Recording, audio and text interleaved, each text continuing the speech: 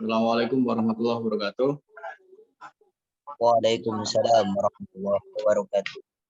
Sebelumnya saya minta maaf ya, karena ada trouble tadi saya pakai laptop, ternyata ada trouble, masuknya lama jadi saya pindah ke HP. Sekali lagi saya mohon maaf atas keterlambatan ini.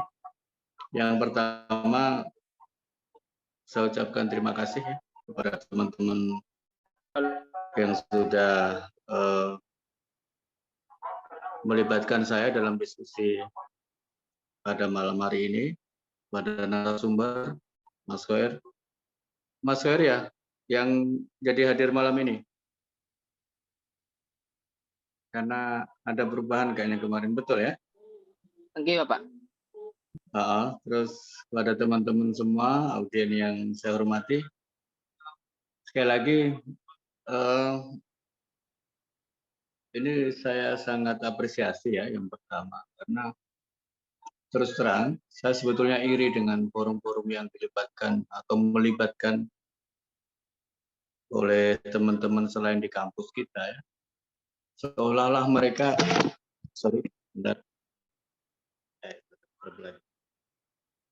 seolah-olah teman-teman di luar kampus kita itu tidak mengenal ada apa ya, ini pandemi atau pandemi itu di era pandemi kemarin hampir tiap hari ada kegiatan yang bernuansa akademik, mau seminar, mau apapun itu. Tapi di kampus kita sekali lagi sepi, jadi sesepi fenomena corona itu sendiri.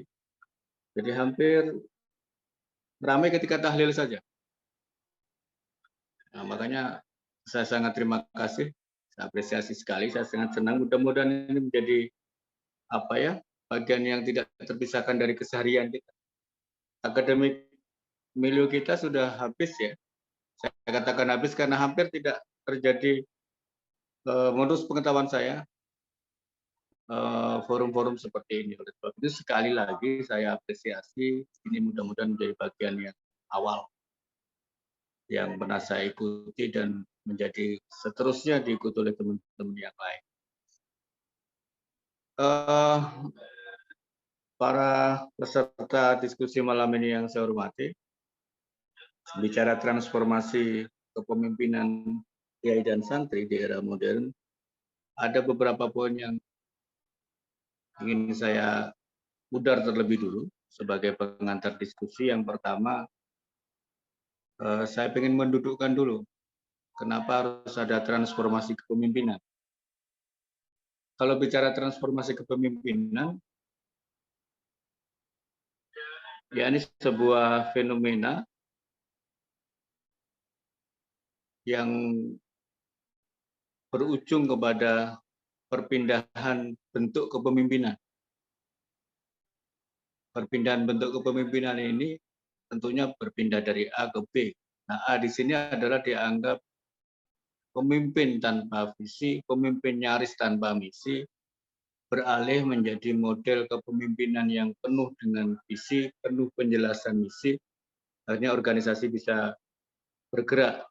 Dan pemimpin yang diharapkan di dalamnya itu pemimpin yang betul-betul memiliki visi. Bagaimana sebuah organisasi dibangun, bekerja, dan seterusnya. Itu transformasi kepemimpinan. Nah, kalau bicara terkait dengan kepemimpinan transformasional, itu bagian yang tidak terpisahkan dari fenomena atau fase yang dikenal dengan transformasi kepemimpinan. Transformasi kepemimpinan, perubahan dari kepemimpinan tanpa visi, nyaris tanpa visi menjadi pemimpin yang penuh dengan visi atau visioner. Nah, proses yang dilalui itu disebut dengan kepemimpinan transformasional atau yang sering diistilahkan dengan transformasional leadership. Itu sebuah gaya kepemimpinan yang mengidentifikasi perubahan yang diperlukan, kemudian menyusun visi serta mempertegasnya dalam bentuk misi. Ini membuka jalan bagi organisasi apapun bentuknya, apapun namanya, dimanapun levelnya, bersama-sama dengan anggota yang dipimpin di organisasi itu dalam rangka itu tidak terlepas hanya pada kiai maupun santri, bisa dilakukan oleh siapapun. Jadi kepemimpinan transformasional itu bisa dilakukan oleh siapapun. Tidak mengenal sekali lagi profesi atau latar belakang apapun. Nah, malam ini kita khusus bicara terkait dengan bagaimana kiai, bagaimana santri bertransformasi dalam kepemimpinannya di era modern hari ini. Kita perlu membaca terlebih dulu sebelum saya masuk khusus kepada kiai dan santri. Kita baca dulu apa sih karakteristik kepemimpinan transformasional itu yang kemudian bisa dilakukan oleh siapapun, tidak terkecuali sekali lagi, tidak terkecuali pada diri kiai atau yang kita sebut dengan santri. Ada 4 karakteristik umum yang lazim ya, yang disematkan kepada bagaimana sih pola kepemimpinan transformasional itu. Yang pertama, yang pemimpin yang memiliki karakteristik idealized influence. Idealized influence ini kepemimpinan seseorang yang atas dirinya semua yang dipimpin itu menaruh rasa hormat. Jadi rasa hormat yang dilakukan oleh orang-orang atau pihak yang dipimpin itu karena memang pada diri seorang pemimpin yang dianggap berpengaruh ini dengan sendirinya memiliki karakter itu. Itu yang pertama. Jadi orang-orang yang dipimpin merasa nyaman, merasa punya figur bagaimana seseorang layak disebut sebagai pemimpin. Itu karakter yang pertama. Kepemimpinan transformasional. Yang kedua, individu yang sangat menginspirasi. Karakter yang kedua. Bagaimana individu yang menginspirasi ini, bawahan atau pihak yang dipimpin itu merasa punya panutan, merasa punya pemimpin yang bisa memberikan inspirasi gitu, menjadi semacam tokoh yang layak untuk diikuti, baik ide gagasannya maupun tingkah lakunya, itu untuk mencapai tujuan strategi dari organisasi yang dipimpin. Itu yang kedua, yang dipersyaratkan dimiliki oleh seorang yang memang kita mau diskusikan terkait dengan bagaimana kepemimpinan transformasional itu. Yang ketiga, intellectual stimulation. Maksudnya adalah pemimpin transformasional itu harus mempunyai mampu membuktikan atau menumbuhkan ide-ide baru.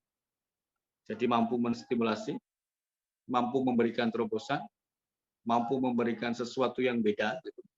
Bahkan cenderung melawan arus, bukan sesuatu yang linear saja, berani keluar dari kotak, gitu, out of the box, itu adalah individu yang bisa menjadi tergaransi gitu. Kalau ikut orang ini pasti yang akan dipilih ini dan seterusnya. Itu 4 itu sekali lagi itu bisa. Poin yang kedua yang mau saya dudukkan dulu persoalannya adalah saya mencatat bahwa antara kiai dan tidak mungkin bisa dipisah. Adanya kiai salah satunya juga diidentifikasikan dengan santri. Jadi gitu ya. Zamak Sari Dovir misalnya kita pinjam karakteristik yang dibikin oleh Zamak Sari Dovir yang disebut dengan pondok pesantren itu ada kiai, ada santri. Salah satunya, maka 2 entitas, ada kiai di salah satu unsurnya, kemudian kita ada baca 5 itu ya karakternya, berbeda dengan yang menjamur hari ini di kampus kita. Ada banyak ma'had, ternyata kos-kosan.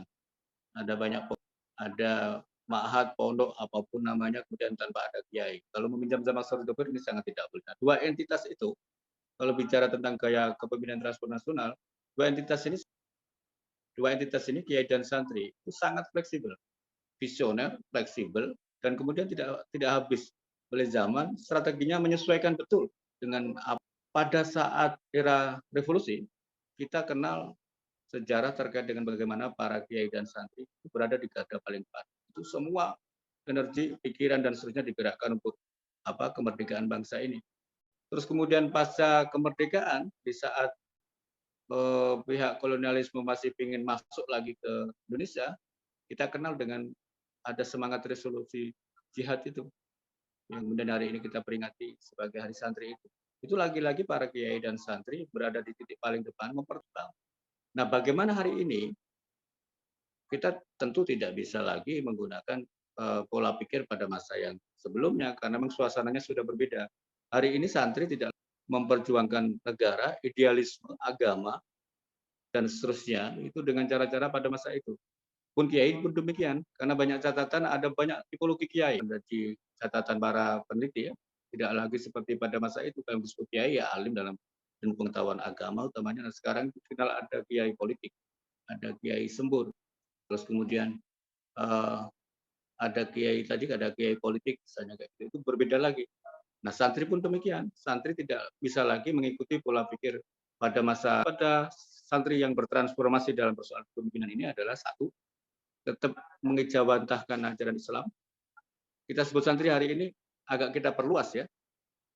Karena kalau bicara zaman story yang tadi saya katakan itu sampai hari ini tetap menganggap saya sebagai santri. Santrinya kiai, beberapa kiai yang pernah saya mondok di pesantrennya. Seperti halnya Anda yang pernah mondok di pesantren A sampai hari ini nggak mungkin tidak mengatakan meskipun kita sudah tidak berada di lingkungan pesantren itu.